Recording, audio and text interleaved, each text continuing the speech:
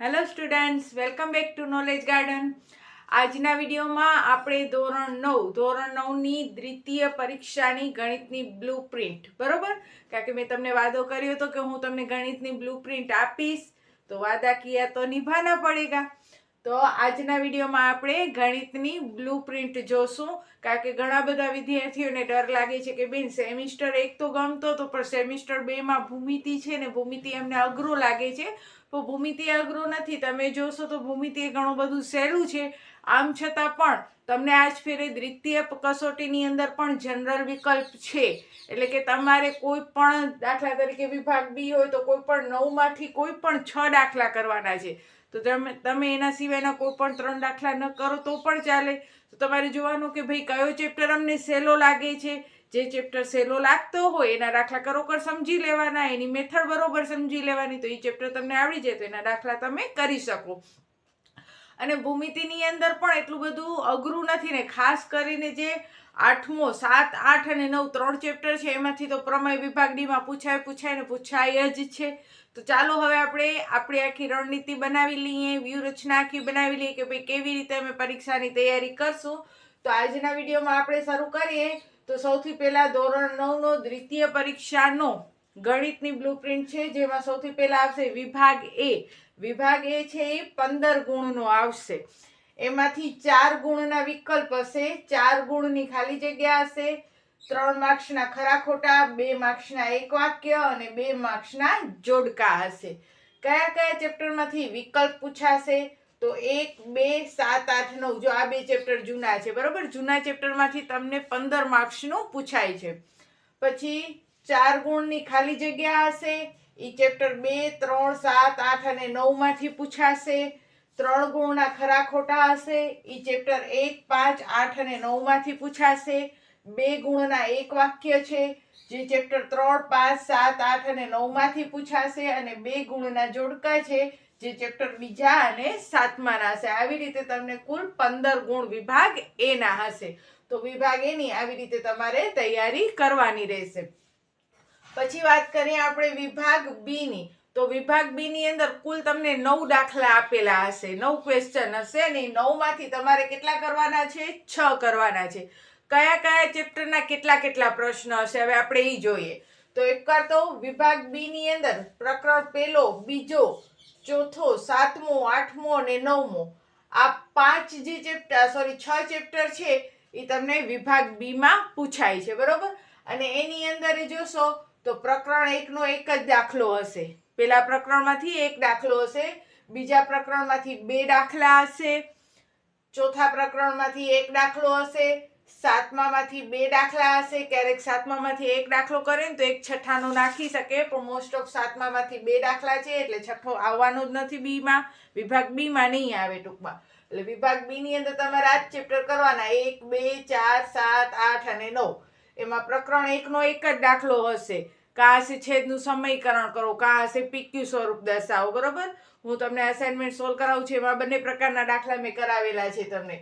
પછી પ્રકરણ 2 માંથી અવયવીકરણ અને નિત્યસમના 2 દાખલા હશે, કાં કિંમત મૂકો હશે. પ્રકરણ 4 માંથી એક દાખલો હશે, પ્રકરણ 7 માંથી 2, પ્રકરણ 8 માંથી 1 અને પ્રકરણ 9 માંથી 2 દાખલા હશે. હવે આપણે કેટલા કરવાના છે? 6 દાખલા કરવાના છે. ઘણા બધા વિદ્યાર્થી છે ને એનો પ્રોબ્લેમ પ્રકરણ 8 થી જ હોય છે. તો આપણે જોઈએ, જો તમને અવયવ નથી આવડતા તો અવયવીકરણની સરળ રીતનો વિડીયો મેં મૂકેલો છે, જોજો. અને જો અવયવ આવડે છે તો વધારે સારો છે.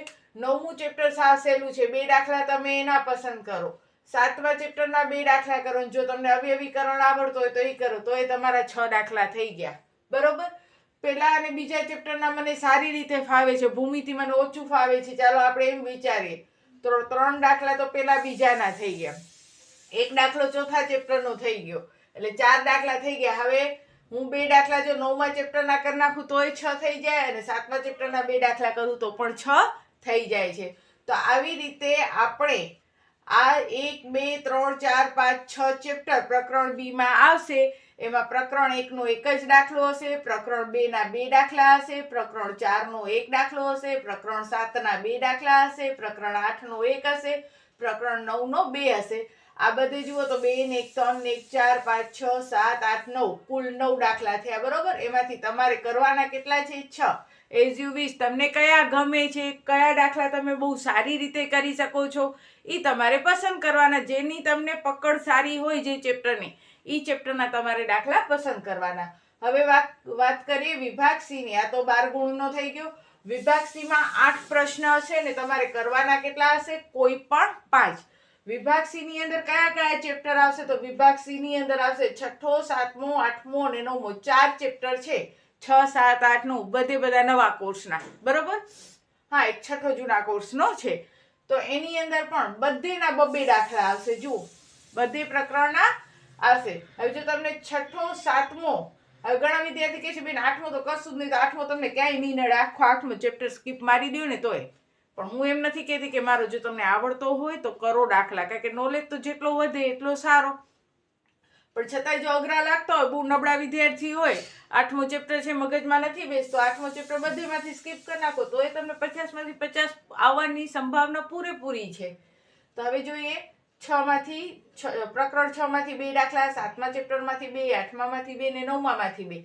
તમારે કરવાના છે 5. જો 6 7 અને 9 આના કરી નાખો તો એ તમારા 6 દાખલા તો થઈ ગયા. એમાંથી કદાચ એકાદો ના આવડે તો 5 તો તમારા થઈ જ ગયા દાખલા. તો આ વિભાગ સી, એમાં તમને જે અનુકૂળ આવે એ ચેપ્ટર તમે પસંદ કરો અને એના પૂરેપૂરા માર્ક્સ લો. એટલે મગજમાં તૈયારી રાખવાની કે 8માંથી મને 5 દાખલા તો આવડવા જ જોઈએ નહીં. આ જ ચેપ્ટરના હશે એટલે એ ચેપ્ટર તમારે એ રીતે તૈયાર કરવાના. પછી હવે વાત કરીએ વિભાગ ડી. વિભાગ ડી માં 3માંથી 2 દાખલા, એટલે પ્રકરણ 7 8 અને 9. પ્રકરણ 7માંથી 1 દાખલો, પ્રકરણ 8માંથી 1 દાખલો અને પ્રકરણ 9માંથી પણ 1 દાખલો. પણ મોસ્ટ ઓફ અહીંયા દાખલા નહીં હોય, તમને શું હશે? પ્રમેય જ હશે, બરોબર. વિભાગ ડી ની અંદર 4 માર્ક્સમાં પ્રમેય હશે. હવે તમને 8મા ચેપ્ટરના પ્રમેય ના આવડે તો 7મો અને 9મો તો છે જ તમારા કને. 8માં ના આવડે ને 7માં ના આવડે તો 7 8 ના કરો, બરોબર. અને આમ છતાં પણ આઈએમપી જે પ્રમેયો છે એ હું મૂકતી જાઉં છું વિડીયોની અંદર, તો તમે જોતા રહેશો. 7મા ચેપ્ટરના આઈએમપી પ્રમેય મૂકી દીધા છે અને હવે નેક્સ્ટ વિડીયોમાં 9મા ચેપ્ટરના પણ આવશે. એનાથી પહેલા અસાઇનમેન્ટ પણ સોલ્યુશન સાથે સાથે થાય છે, તો એ વિડીયો પણ તમે જોયા કરો. તો હવે જોઈએ કે આપણા કુલ 50 ગુણ થયા. તો જો વિભાગ એ ના 15 ગુણ, વિભાગ બી ના 12, વિભાગ સી ના 15 અને વિભાગ ડી ના 8, એટલે 1 2 3 અને આ 15 ગુણ મળી અને કુલ કેટલા ગુણ થયા? 50 ગુણ થયા. સ્ક્રીનશોટ પાડવો હોય તો પાડી લ્યો આનો, જેથી કરી અને તમે તમારી વ્યૂહરચના બનાવી શકો કે ભાઈ કયો ચેપ્ટર મારે વધારે સારી રીતે કરવો છે, અને પછી આ જ રીતે તૈયારી કરો. અને બને એટલા તમારા વધુ ને વધુ જે ફ્રેન્ડ્સ છે એને મોકલાવો, તમારી સાથે ભણતા બધા વિદ્યાર્થીઓને મોકલાવો, જેથી એ લોકો પણ પોતાની વ્યૂહરચના તૈયાર કરી શકે અને આગળ વધી શકે. તો બસ આજના વિડીયોમાં આપણે આટલું જ કરશું. ગણિતની બ્લુપ્રિન્ટ તમે જોઈ, હવે એ રીતે તમે સારામાં સારી તૈયારી કરજો. અને વિડીયો ગમે તો એક લાઈક અને પ્યારી સી કોમેન્ટ્સ પણ જરૂર કરજો. તો બસ ત્યાં સુધી બધાને જય હિન્દ, જય ભારત. સૌ ભણે સૌ આગળ વધે. બાય.